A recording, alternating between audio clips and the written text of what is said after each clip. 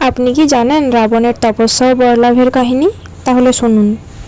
বহু যুগ আগে লঙ্কার রাজা রাবণ ত্যাগ করলেন রাজসুখ ও ঐশ্বর্য। তার একমাত্র লক্ষ্য হলো ব্রহ্মার বরলাভ।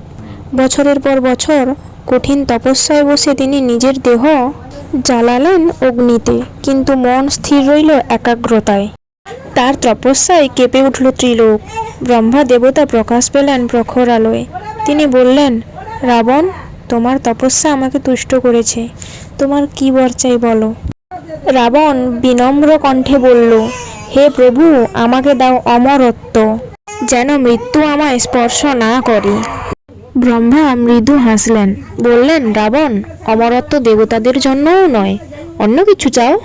তখন রাবণ বলল, তবে দেবতা, দানব বা কোনো অলৌকিক শক্তি যেন আমায় হত্যা করতে না পারে। ব্রহ্মা সম্মতি জানালেন, দিলেন বর, কিন্তু রাবণ ভুলে গেল মানবের কথা। বরলাভের পর রাবণ হলেন অপরাজেয়, অদম্য কিন্তু অহংকারী। শক্তি পেলেও হারালেন বিনয়, আর সেই অহংকারী একদিন টেনে আনলো তার পতন। শ্রীরামের হাতে শেষ হলো তার গর্বের রাজ্য। এখান থেকে আমরা শিখতে পারি, শক্তি নয়, বিনয়ই সত্য শক্তি। অহংকারে জ্বলে যেমন, সে নিজ আগুনেই ভস্ম হয়। ভিডিওটি ভালো লেগে থাকলে কমেন্টে লিখুন জয় শ্রীরাম।